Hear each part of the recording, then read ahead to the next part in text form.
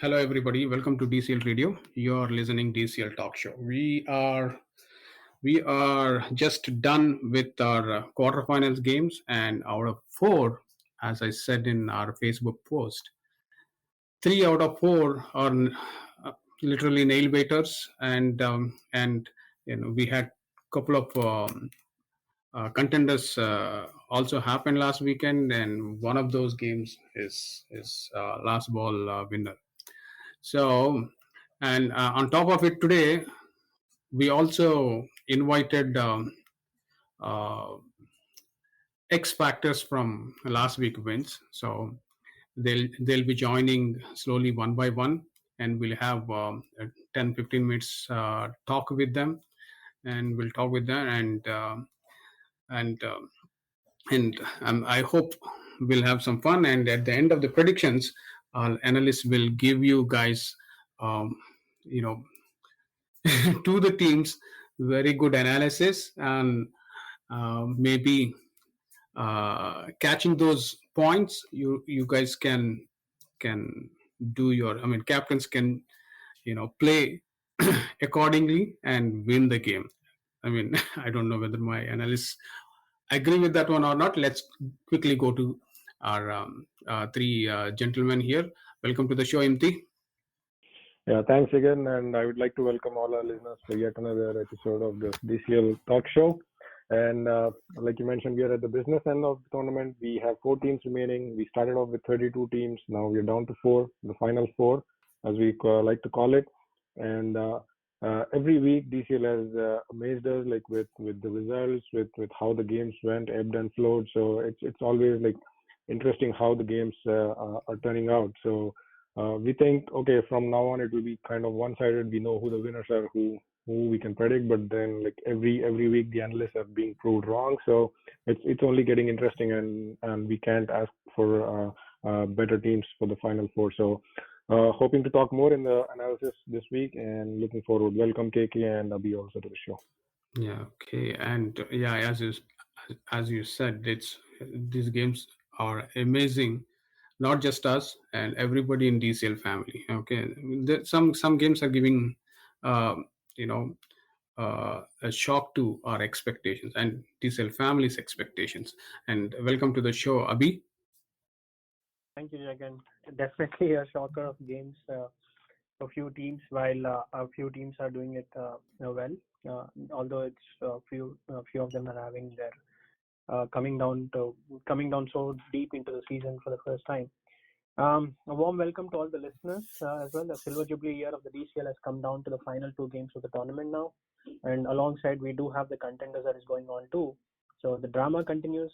Couple of more heartbreaking close games played of the 4 games that were played over the last weekend, and 2 of the games are going into the last, or 3 of the games going into the last over, 25th over.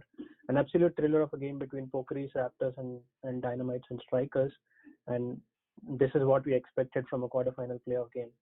And to take you more into the details, I have Inti and KK alongside me. Welcome to them. And we also have some guests joining in, so let's get on with it. Okay, welcome to the show, KK. We missed you last week. Thank you, Jagan. And I think the last week's show was fantastic. We had Justin Cotter running the show, and along with our regular analysts, Abhi and Inti.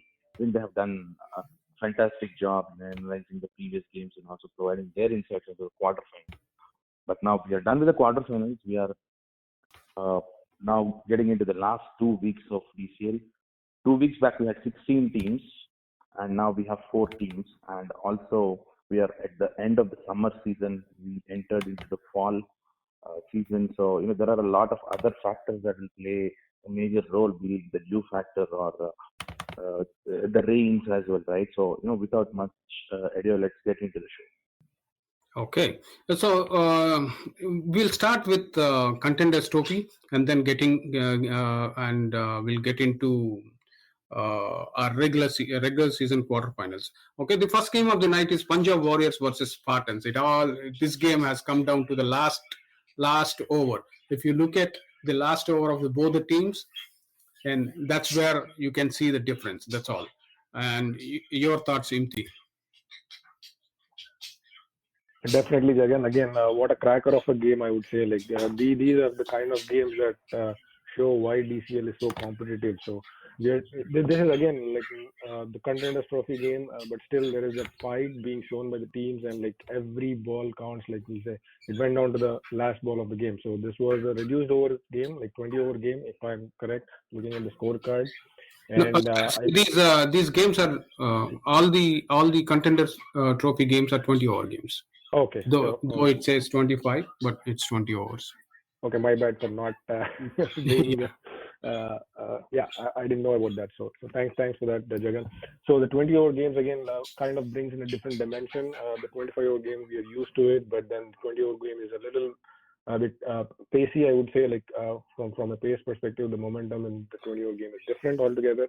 But then again, if you go into the details of this game, I think Punjab Warriors, who batted first, put on a good score, a decent score, I would say, 88 runs, like 4.5 runs per over, kind of thing. Again, maybe what I thought was they were a little short. 100+ score would have been great in this format.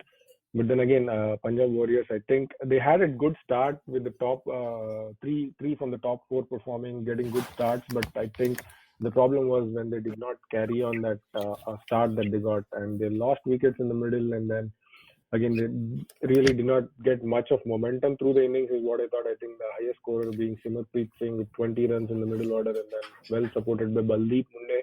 I think who has been their mainstay in the batting. Baldeep, if I remember, throughout the regular season, he scored 17 runs, and then also their opener Amanjot, who scored 14 runs at the top.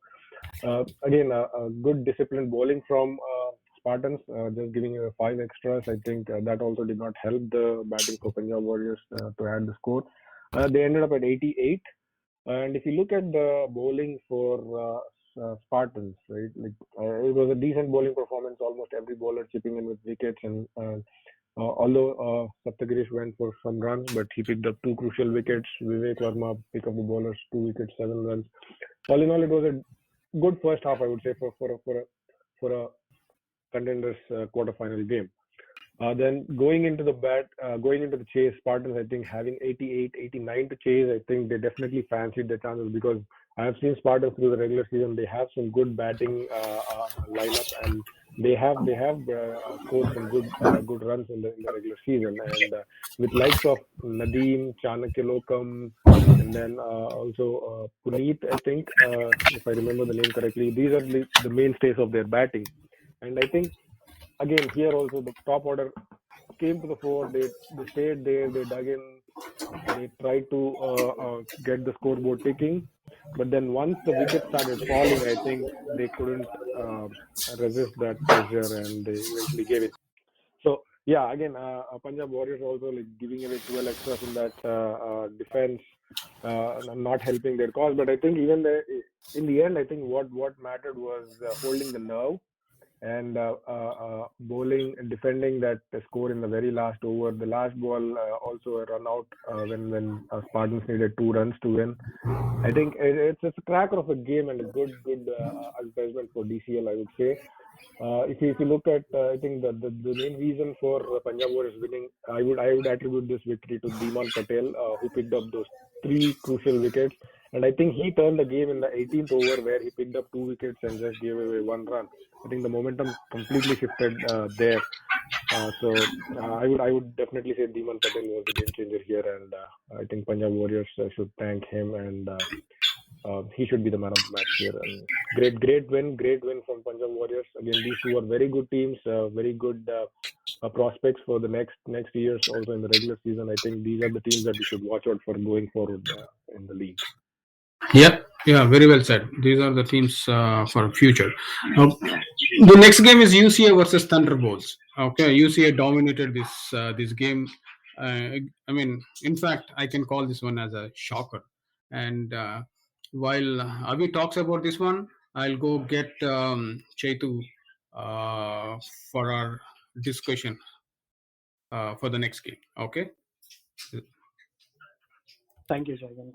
Yeah. Yeah, like you said, Jagan, this is more of a one-sided game by UCA after their tremendous batting by their middle order.